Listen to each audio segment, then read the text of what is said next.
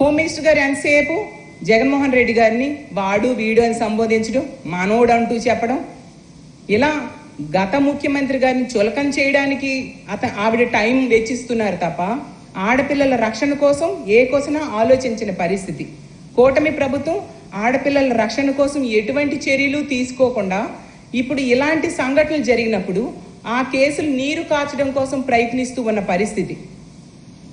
అసలు ఈ గొడ్లవల్లేరు సంఘటనలో తీసుకుంటే ఖచ్చితంగా ఒక ఐజీ, డిఐజీ స్థాయి మహిళా ఐపీఎస్ అధికారులతో విచారణ జరగాలి.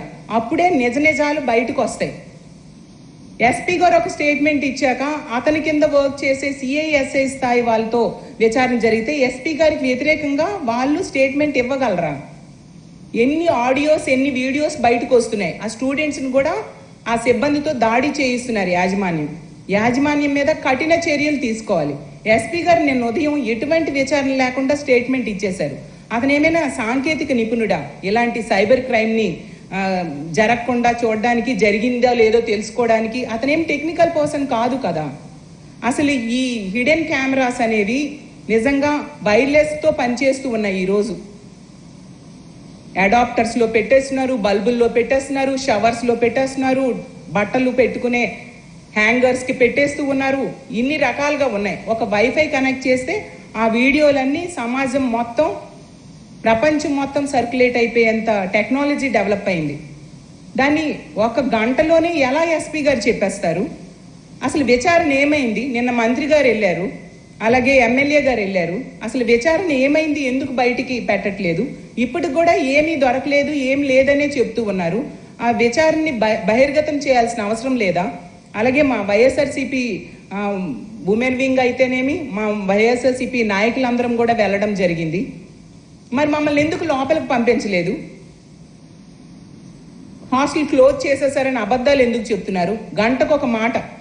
మరి మొన్న రాత్రి ఎమ్మెల్యే గారి పిఏ, అలాగే నిన్నంతా కూడా మంత్రి గారు అనుచరులు వీళ్ళందరూ కూడా హాస్టల్ లోపలికి వెళ్ళారు కదా. అప్పుడు లేనిది వైఎస్ఆర్సీపీ అంటే ప్రతిపక్షంలో ఉన్న ప్రజాప్రతినిధులు వెళ్తే ఎందుకు మీరు ఆపేరు అనేది మేము అడుగుతూ ఉన్నాం.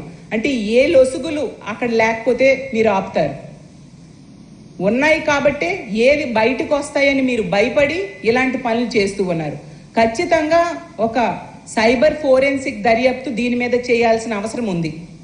ఒక ప్రజాప్రతినిధులనే మీరు లోపలికి, అది మహిళా ప్రజాప్రతినిధిని ఆడపిల్లలకి పరామర్శ చేయడానికి, ధైర్యం ఇవ్వడానికి వెళ్తుంటే మీరు ఆపుతూ ఉన్నారంటే అసలు ఈ రాష్ట్రంలో రాజ్యాంగం అమలవుతూ ఉందా? ప్రజాప్రతినిధుల తాలూకా ప్రాథమిక హక్కులు అమలవుతూ ఉన్నాయా? అసలు ప్రజాస్వామ్య దేశంలో ఉన్నామా? అసలు ఆంధ్రప్రదేశ్ రాష్ట్రంలో అంబేద్కర్ గారి రాజ్యాంగం అమలు కావట్లేదు అనేది మరొకసారి నిరూపించబడింది. ఎందుకంటే ఎంతసేపు రెడ్ బుక్ రాజ్యాంగమే అమలవుతూ ఉంది. ఎంతసేపు మనం చూసాం, రాజకీయ కక్ష సాధింపులకే ప్రభుత్వం తమ సమయాన్ని వెచ్చిస్తూ ఉంది. కానీ ఆడపిల్లల మాన ప్రాణాలు రక్షించడం కోసం ఏమాత్రం చర్యలు తీసుకోని పరిస్థితి. ఖచ్చితంగా ఐజీ, డిఐజీ స్థాయి మహిళా అధికారులతో ఎంక్వైరీ చేయాల్సిన అవసరం ఉంది. దాన్ని మేము డిమాండ్ చేస్తూ ఉన్నాము. తప్పు చేసిన దుర్మార్గుల్ని కఠినంగా శిక్షించాల్సిన అవసరం ఉంది. లేకపోతే అసలు సమాజం ఎటు వెళ్తుంది? ఈరోజు తల్లిదండ్రులు కాలేజ్కి పిల్లల్ని పంపించారు. ఆడపిల్లలంటే హాస్టల్లో చాలా సెక్యూర్డ్గా ఉంటుంది. హాస్టల్ వాచ్మెన్ ఉంటాడు, అలాగే వార్డెన్ ఉంటారు. కాబట్టి మా పిల్లలు చాలా అక్కడ భద్రతతో ఉంటారు అని చూస్తాం. కానీ చూస్తే కనీసం హాస్టల్స్లో కూడా రక్షణ లేని పరిస్థితి. ప్రభుత్వం ఇలాంటి కాలేజీల యాజమాన్యాల మీద సరైన మానిటరింగ్ లేని పరిస్థితి మనకు కనిపిస్తూ ఉంది. కాబట్టి ఈ ప్రభుత్వం, కూటమి ప్రభుత్వం అధికారంలోకి వచ్చిన దగ్గర నుంచి చూస్తే హోమ్ మినిస్టర్ గారు, అలాగే ముఖ్యమంత్రి గారైనా మిగతా మంత్రులైనా ఎంతసేపు ఈ కక్ష సాధింపు చర్యల మీద తీసుకుంటున్న మీదే దృష్టి పెడుతూ ఉన్నారు తప్ప, మనం చూసాం ఒక అత్యాచారం జరిగిన ఆడపిల్లలకి ఒక భరోసా ఇవ్వడం, ఒక ఆర్థిక సాయం చేయడం, ఇలాంటివేవీ కనిపించట్లేదు. హోమ్ మినిస్టర్ గారి పక్క నియోజకవర్గమైన రాంబెల్లిలో జరిగింది. మనం చూసాం. దర్శిని అనే అమ్మాయికి ఎంత ఘోరంగా హత్య చేస్తే కనీసం పక్కనే ఉండి సన్మానాలకు వెళ్ళిన హోమ్ మినిస్టర్ గారు పరామర్శకి వెళ్ళి ఓదార్పునివ్వలేదు.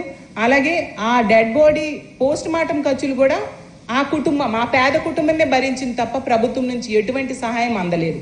హోమ్ మినిస్టర్ గారి సొంత నియోజకవర్గం చూస్తే ఇద్దరు మహిళలకి దారుణంగా తెలుగుదేశం పార్టీ కార్యకర్తలు దాడి చేశారు. కానీ హోమ్ మినిస్టర్ గారు తీసుకున్న చర్యలు ఏమీ లేవు. పక్క జిల్లా ఉన్న విజయనగరంలో 6 నెలల చిన్న పసికందు మీద అత్యాచారం జరిగింది.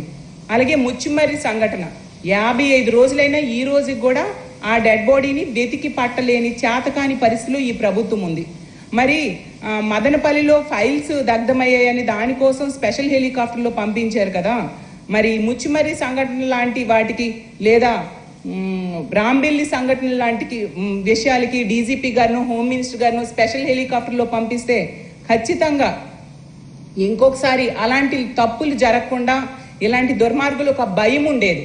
కానీ వాటి మీద ఈ ప్రభుత్వం దృష్టి పెట్టట్లేదు కాబట్టి దుర్మార్గులకి భయం అనేది లేక రోజు రిపీట్ అవుతూ ఉన్న పరిస్థితి మనం చూస్తూ ఉన్నాము. కాబట్టి ఇలాంటి సంఘటనలు జరగకుండా చూడాల్సిన బాధ్యత ప్రభుత్వానిది. ఈ సంఘటనకి ఖచ్చితంగా ప్రభుత్వమే బాధ్యత వహించాల్సిన అవసరం ఉంది. ఇంకో విషయం ఏంటంటే ఈ దుర్మార్గులు ఎవరు చేశారు, దీని వెనక ఎవరున్నారు, వాటిని వెలికి తీసి వాళ్ళని కఠినంగా శిక్షించాలి. అలాగే వీడియోస్ 300 పైగా వీడియోస్ ఉన్నాయని ఆడపిల్లలు భయాందోళనకు గురవుతూ ఉన్నారు. అవి బయటికి వస్తే వాళ్ళ బంగారు భవిష్యత్తు ఏమవుతుందా అనేసి తల్లిదండ్రులు భయపడుతూ ఉన్న పరిస్థితి. కాబట్టి వాటి నుంచి వాళ్ళ భయాలకి సరైన సమాధానం చెప్పాల్సిన బాధ్యత కూడా ప్రభుత్వానికి ఉంది. ఎంతసేపు కూడా ఈ కేసుని క్లోజ్ చేసేయడానికి ఏమీ లేదు అనే ఒక ఫీలింగ్ని ప్రజల్లో క్రియేట్ చేయడానికే ప్రభుత్వం ప్రయత్నిస్తూ ఉంది తప్ప ఆడపిల్లలకి రక్షణ కల్పించుదాము అనే ఆలోచన ఏ కోసనా కనిపించట్లేదు. ఖచ్చితంగా దుర్మార్గుల మీద కఠిన చర్యలు తీసుకోవాలి. నిందితులు తప్పించుకోకుండా చూడాల్సిన బాధ్యత ప్రభుత్వం మీద ఉంది. లేకపోతే మా వైఎస్ఆర్ కాంగ్రెస్ పార్టీ ఖచ్చితంగా దీని మీద ఎంత ఉద్యమం చేయడానికైనా సిద్ధంగా ఉంటాము. అసలు కనుక్కోవడానికి ఏం జరిగిందో తెలుసుకోవడానికి